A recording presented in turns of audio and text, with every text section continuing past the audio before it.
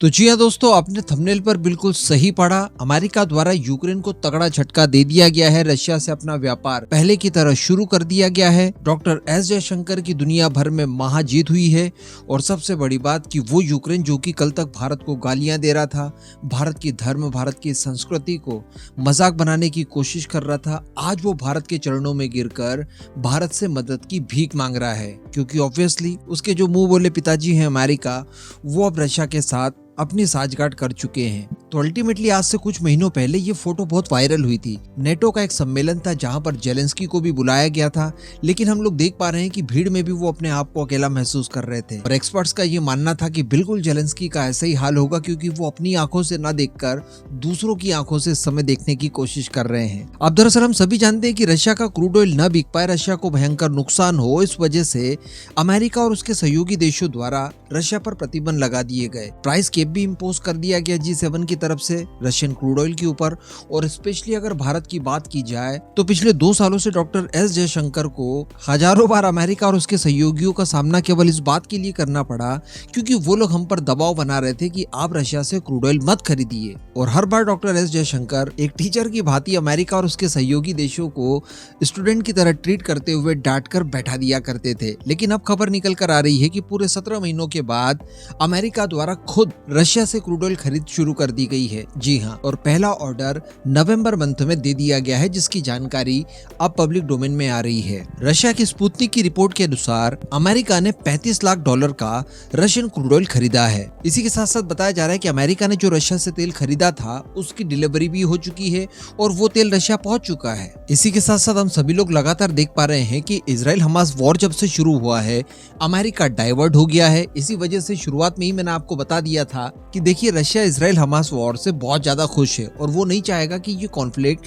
जल्द से जल्द शांत हो, इसी तरह से चलता रहे और अमेरिका लगातार यूक्रेन की अनदेखी करता रहे। और अमेरिका द्वारा यूक्रेन को जो हथियार सप्लाई किए जा रहे थे उनमें भी भारी कमी देखने के लिए मिली। इस दौरान रशियन फोर्सेस द्वारा भी अच्छा खासा एडवांटेज ले लिया गया यूक्रेन के खिलाफ और अल्टीमेटली यूक्रेन पूरी तरह से इस समय अकेले हो चुका है। ना उसके ऊपर विशेष ध्यान दिया जा रहा है और ना ही रशिया के ऊपर अब कोई एडिशनल प्रेशर बिल्डअप करने की कोशिश की जा रही है। इवन अमेरिका ने खुद अब तेल खरीदना शुरू कर दिया है, तो उसके बाकी जो सहयोगी देश है, यूरोपियन देश, वो भी डेफिनेटली अब तेल खरीद शुरू कर देंगे और भारत को तो एक मौका ही मिल गया है। लेकिन अब प्रश्न यही उठता है कि अमेरिका के बहकावे में आकर यूक्रेन द्वारा रशिया के खिलाफ ये सारी चीजें तो कर दी गई, लेकिन इसका खामियाजा यूक्रेन को बहुत भारी तरीके से भुगतना पड़ा। रहवासी इमारतें, सड़कें, इलेक्ट्रिसिटी जनरेशन प्लांट हो, उनका ट्रांसमिशन हो, डिस्ट्रीब्यूशन हो, ये सारी कुछ चीजें तोड़फोड़ दी गई है। यूक्रेन के अंदर जो इंडस्ट्रीज वगैरह थी उन्हें उजाड़ दिया गया है। अनाज के गोदाम वगैरह, खेत वगैरह सब कुछ तबाह कर दिया है। तो अब यूक्रेन के पास कुछ भी नहीं बचा, तो इनकी क्षतिपूर्ति होगी कैसे? क्योंकि यूक्रेन के लोग भूखे तो नहीं रह सकते, डेफिनेटली उन्हें कुछ तो चाहिए होगा। तो इसके निदान के लिए बताया जा रहा है कि यूक्रेन ने अब भारत से मदद की गुहार लगाई है।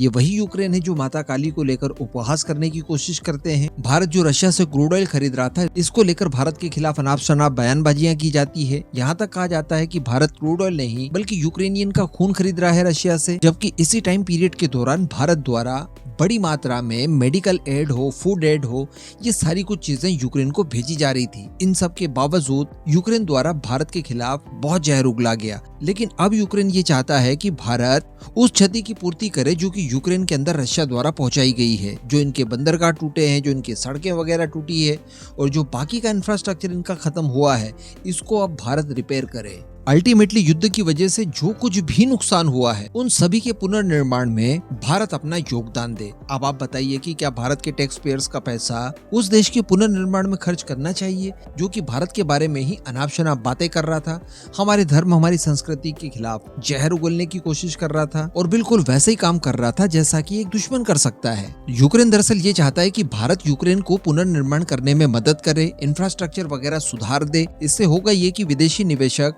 यूक्रेन में आकर निवेश करे और आगे उनकी गाड़ी निरंतर रूप से चलती रहे, एटलीस्ट पहले की तरह। तो ये सारी कुछ प्रॉब्लम्स फेस करने के लिए मिलती है जब आप किसी दूसरे देश को अपना सब कुछ बनाकर बैठ जाते हैं और उसी की आंखों से, उसी के पॉइंट ऑफ व्यू को देखना पसंद करते हैं। हालांकि अब भारत की बात की जाए तो देखिए, मदद करने के मामले में भारत दुनिया का सबसे अग्रणी देश माना जाता है। हर संभव मदद यूक्रेन की डेफिनेटली भारत करेगा। लेकिन अगर बात की जाए एकदम पुनर्निर्माण की, तो ये तो संभव नहीं है। हो सकता है कि कुछ भारत की कंपनियां यूक्रेन में जाकर जाकर निवेश करके उनका हाथ बटा सकती है, जिससे कि भारत को भी फायदा हो। वो सारी चीजें को प्रोड्यूस कर सकती है जो कि भारत यूक्रेन से इंपोर्ट करता है, जिसमें डिफेंस को शामिल किया जा सकता है। बाकी के भी वो आइटम जो कि यूक्रेन से ही भारत खरीदा करता था, उनमें भी मदद कर सकता है। इसके अलावा फूड और मेडिकल एड्स वगैरह ये भारत डेफिनेटली यूक्रेन को भेजता है एंड भेजता रहेगा जब तक गाड़ी पटरी पर नहीं आएगी। लेकिन बाकी बहुत बड़े स्केल पर भारत इस समय शायद मदद नहीं कर पाएगा और करनी चाहिए भी नहीं, क्योंकि ये जितने भी अमीर देश हैं, यूरोपियन देश है, अमेरिका है, इनकी वजह से ही चूंकि ये प्रॉब्लम्स हुई है, तो दायित्व इन्हीं का बनता है कि यूक्रेन का पुनर्निर्माण यही देश करवाए।